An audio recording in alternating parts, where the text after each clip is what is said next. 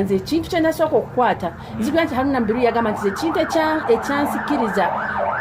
munansonyi okuddako eyo emabega ekyansikiriza okwagalako emisera be basajja abamunsabanga ennyo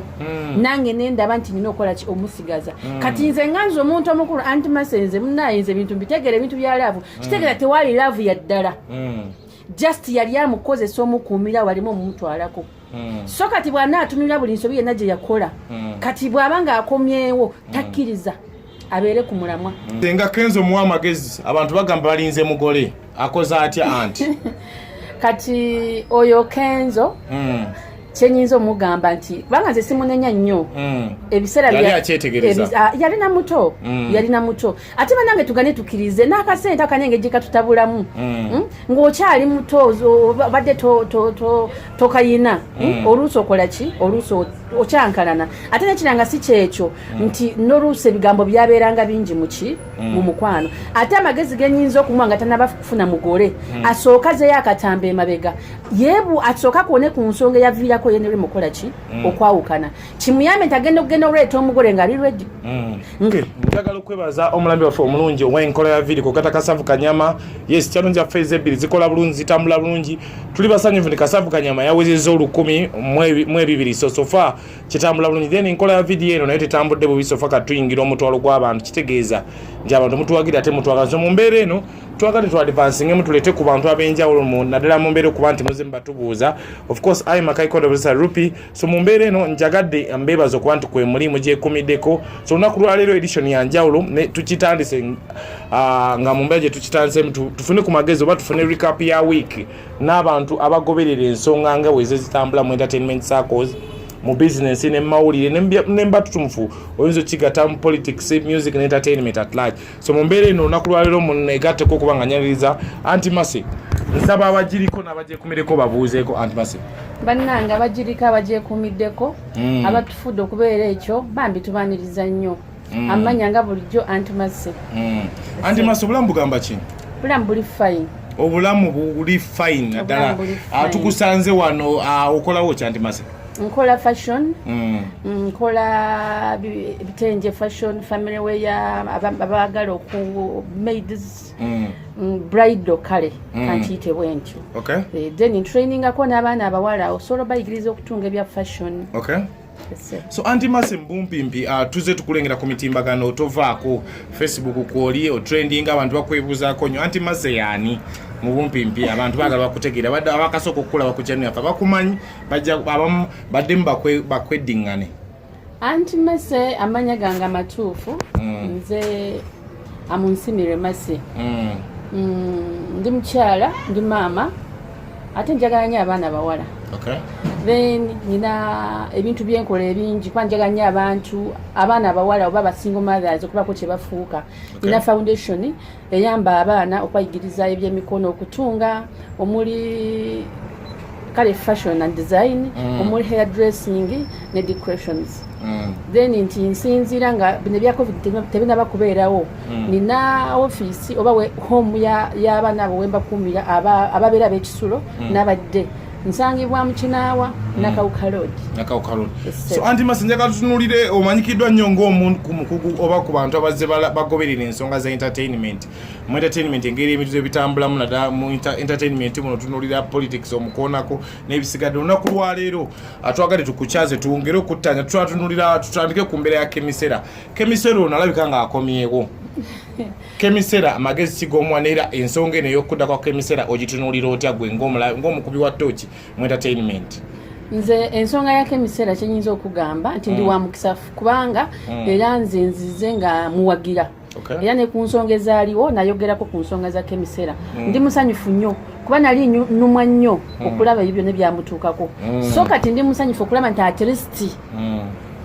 asobodde okwekuma ng'omwana omuwala n'agamba nedda nsobola okuddamu okuyimirira kubanzi bwe nali njogera ku nsonga za Kemisera nakikoonako namugamba manya nti munda mugwe mulimu Kemisera ow'amaanyi mulimu Kemisera kyasobola okikuba nateera mulimu Kemisera kyasobola okumanya nti kati bwe nkomawo sigenda kuddamu okubuzaabuzibwa lwa nsonga nti bwe nali ntunuulirako ze ensonga ezaali zimusudde mwalimu ensonga nti wanga wakajja abaana abawala bambi aba ayagala abeeko gyakola ki gyatuuka kati omuntu oyo aba muteekamu ssente oluusi akola ki ayina engeri gy'amubuzaabuzamu n'agamba kirabika ne byamusuubiza nga nti ali kuki ku nsonga entuufu okukakana nti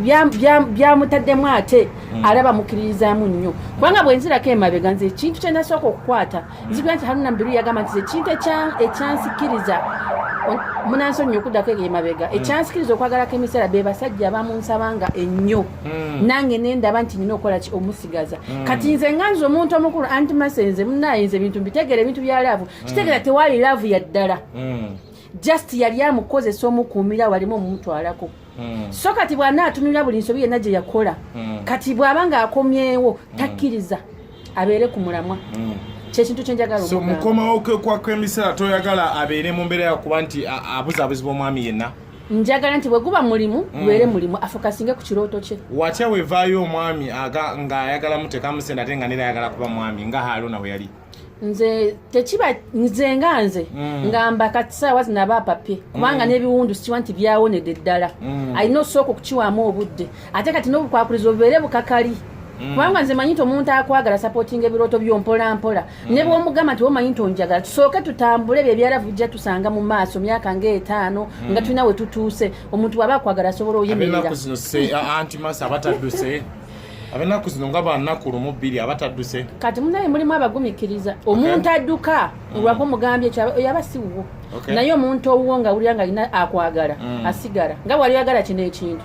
kati kizibu omuntu okukikuggyako ne bwakugamba nti akuwa muwala wa Obama kiveeko gamba nedda kyenjagala kati alina okusigala nga kemisera ogoli eyo ng'oli mukwano gwa kemisera anti wa kemisera ng'omuli kumpi alina okusigala ng'amanyi kyayagala oba abaana abawala mwena abali eyo olina okusigala ng'oyagala ekirooto kyo kaabe mamiwo kaabe daddiwo kaabe muganda wo teri muntu asobola kuvayo n'ayagala ekirooto kyo taliyo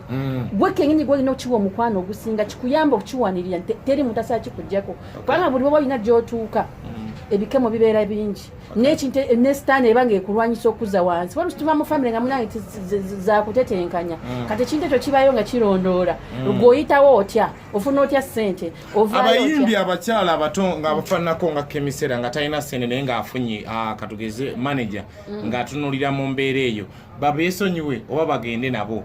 nze kintu kyensinga okwesiga mu nsi kuno nesiga Mukama Katonda manyi Katonda bwenkeera ku makya ne mugamba buli muntu mu ddiini ye bw'osaba Katonda kuwulira ne mugamba Mukama wampa eddoboozi lino wampa talent Mukama yakuwa talent ali ready okuwa manager omutuufu atayira bukwakulizo bw'otasobole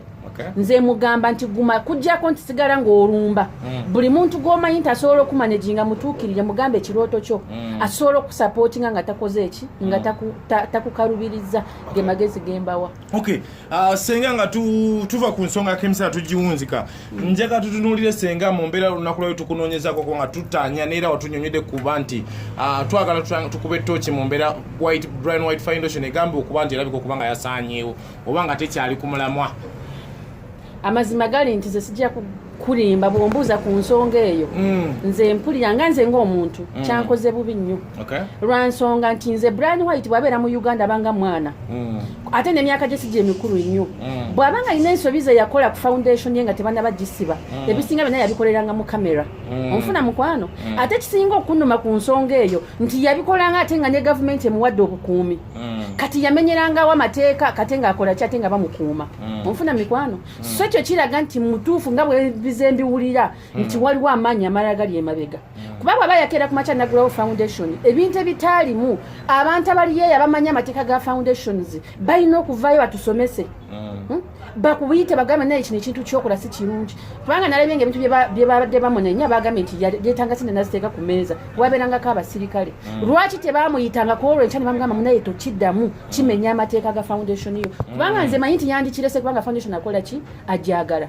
bw'ogamba nti ebintu byazaakola nti balina obukakafu obwo obukakafu bwonna bwaliwo kubanga Brian White ebintu byebisinga teyabikola ki mu nzikiza yabikolanga misana bwe tubanga ddala nga tulina ensi entuufu nga tulina Uganda entuufu Uganda enzadde munfunaye bantu badde nga tebana kugalawo foundation bantu badde bamuyita ne bamutuuza ne bamugamba kino na kino na kino na kino kibi bw'okikola tujja kola ki tujja kugalawo foundation yo naffe abaliyo nabemabega balina foundations si nze nzeka si Brian White yeka bangi onfunaye kitegeeza tuba tuyiga naye bw'ovaayo n'ogamba nti omuntu yadde amenya amateeka nga yakeera ku makya n'atikanga ebintu nga gavumenti era beetunula ng'emwadde n'obukuumi onfunaye n'akeera ku makya buli kye yakolanga kyonna yakikolanga misana kubanga nze ndowooza namwe mwabirabanga onoosonyiwa okuli kuyingizaamu kubanga nti talina kintu kyeyakolanga nga talina bukuumi kati gavumenti yali ludda wa lwaki yakuumanga omumenyi w'amateeka ng'akola foundations obumenyi bw'amateeka tenemuwe embeera yali ku Brian White Foundation tutunuulireyo kuba nti abaana bano abawala sigambye okuba nti yabakabasanyanga ogiwagira senga eyo ensonga eyo nze bwe mba ntunuulira bwe nti nze ntunuulira nga nze okusinziira ku bye nalabanga waaliwo ebintu ebirala ebitali bituufu wadde nti ndi maama nange omuntu wakeera ku makya nakyusa ku mwana wange ennuma naye singa omwana wange aba yeemamaazizza n'akola ebintu ebitali bituufu byendaba nze nvaayo nga maama sigwira sayidi nze ku nsonga ezo ekintu kyenyinza okugamba nti bimu byali bya bulimba kubanga bw'otunuulira ebifaananyi ebyatambulanga abo abawala bagamba nti babasibiranga mu nyumba babibeerangamu kati babasibirangamu ssaawa meka kubanga nze bw'oba ozijjukira nti omuntu bwonna azaalibwa nga olina omuwala nga yasirwala nga mwavu nga wakubeera mwavu adde mu kyalo nga konya emizimu egy'obwavu nga n'akusala tosobola keera ku makya n'otukirya ku muntu alina waatuuse zari okitegeerayo kubanga nze nzijuka nga ebifaananyi bya Vivian byavaayo kubanga bali aluwa at least bannange tofuna amagezi g'omubbako bannange n'akikwasaganya ntya onfunaye nze ngamba nti ensonga za Brian White abamu tuzimanyi ku ngulu waliyo ebintu ebyali ebinene ebyetakola mbeera eno senga nga tumaliza ku mbeera ya Brian White anti Mase omanyi ekintu kya anti ne senga abamu tukiconfusinga anti mu Luganda abasenga mu Luganda abasenga ne kati gwate okozesa anti toyingidde basenga bali senga oya anti Mase ayawukana ate ne basenga bano ab'ekinnansi basenga abulira biddagala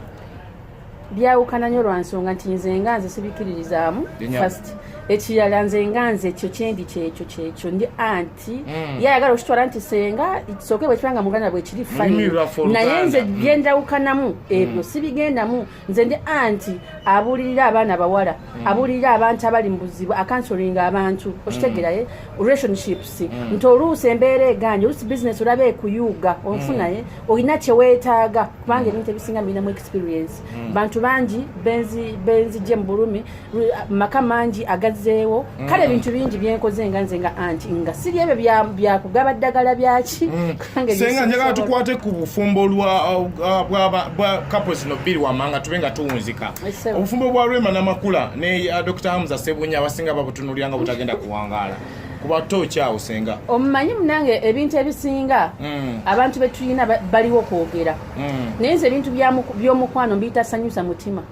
nze singa mba ndi mu mukwano naawe nga zijendi nga ndi happy nga manyine gye tulaga tulabayo sifaayo I don't care oba ensi eyogera ki kati abo abantu abamanyi tegugenda kuwangaala biyamba bo tebiyamba Rema tebiyamba Hamza kubanga bamanyi ekyo kyabwe bakitandika bamanyi bagye kiraga bamanyi omukwano bwe gye gulaga ate tukirize tugaane amazima gali nti amaaso gaffe galaba olumu ne agajajinga ebituufu nti bw'oba olaba nti gyali ali musanyufu ali happy okitegeeraye so nze nga nze okuba toki mu bufumbo bwabwe nze obufumbo bwabwe nze nga nze ndaba nti bujja kuwangaala lwa nsonga nti buli omu yeetaaga munne ate beeyaggala ebyaddala buli omu agamba nti ono ye happiness wange ono ye ssanyu lyange okitegeera kitegeeza baagalana ate n'endabika eri kungulu eraga ky'omunda nti ddala ekintu kyakola ki kyakwata awo wenyini senga Kenzo muwa amagezi abantu bagamba balinze mugole akoze atya anti kati oyo Kenzo kyenyinza omugamba nti kubanga nze simunenya nnyo ebiseera yalina muto ate banange tugane tukirize n'akasente akanenge gye katutabulamu ng'okyali muto badde tokayina oluusi okola ki oluusi okyankalana ate nekiranga si kyekyo nti n'oluusi ebigambo byabeeranga bingi mu mukwano ate amagezi genyinza okumuwa nga tanaba kufuna mugole asooka zeyo akatamba emabega yeebu asooka kuone ku nsonga eyaviirako yenere mukola ki okwawukana kimuyambe nti agenda okugenda okuleeta omugole ng'ali ready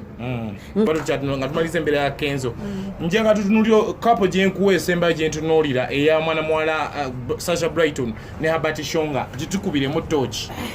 Bannange zero simanyina kumanya kubanga ebintu byonkoonyako abamu mbagala abamu banyiiza nayo inokutangaza nze ekintu kyentangazaamu nze ng'omuntu nekkiririzaamu nti omuwala omulungi nga Shasha Brighton alina okwekkirizamu nti muwala mulungi, alina okwekkirizamu nti alina talent, alina okwekkirizamu nti omuntu gwagenda okwagala ddala alina okubanga amwagala.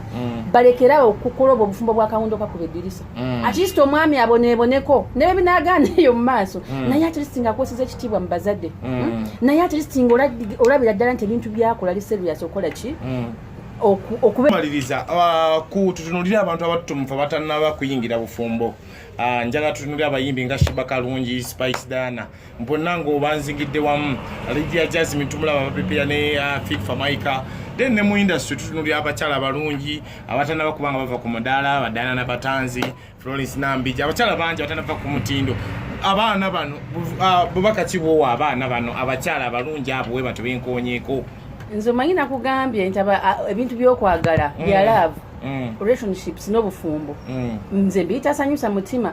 singa baali eyo nga mmanyi nti bwana agendayo tagenda wangaalayo kisingako n'agira ng'asigadde ng'akyalina byakwasaganya kuba kati nti balungi ate balina abaana abawala abalungi ababatunulidde so buli bwagenda mu bufumbo n'amalayo omwezi gumu alina bamenya omutima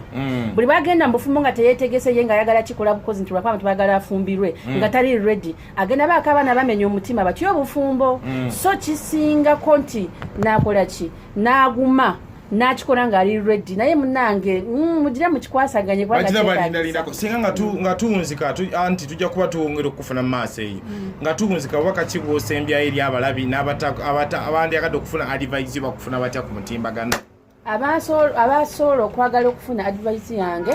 nina WhatsApp group kubanga nti gye ntera nnyo okukozesa ne Facebook page nkozesa Amunsimire Masi then WhatsApp group ndowooza enamba yange kiri okay eri 0752422012 Aunt Mase omubwati bwati nga tudduka foundation gye twayogeddeko wakyaliwo omukisa okuwanga eyingiza abaana abawala abalala oba wakyagalawo kyagalwa nkyayingiza by the way njagala kujja kuvaayo olunaku lumu ndagensi n'abaana abawala benina kubanga oluusi abantu kyogera ebintu nga tetukola ki tetubikola wanti sande leero ze sande tebakola era wandi basanzeewo wano nga bakola ki nga weebali omukisa gukyaliwo ddala nti osobola okujja n'oleeta omwana we ali ewaka ne twogera nemusigaza nabako ebintu byakola ki byayiga okusobola okumuyamba mu maaso kwanti ebintu by'emikono kyekintu ekirungi kyosobola okuba nga tokola ki omwana n'atasula njala n'akubeererawo. Okay, tukweyanza nnyo anti olwakaddeko kotuwadde tujja kuba twongera omufuna mu maaso eyo kuba tutandise butandisi tujja kuba twongera buli nsonga egwawo wiiki tetomanya in a week alikuba ettooki ayongere okuba nga alambula ku nsonga zaffe zetugamba eziri mu entertainment business ate nga stakeholder ate nga maama ate nga ayamba abantu ab'enjawulo so mugende ku olina channel ya YouTube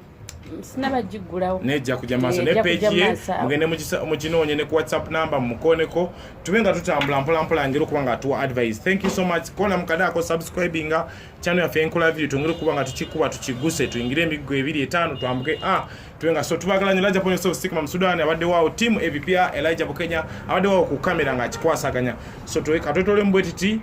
abayimbi audio video tukola promotion ne management byonna tubikwasaganya mpolampola. Thank you so much we sign out.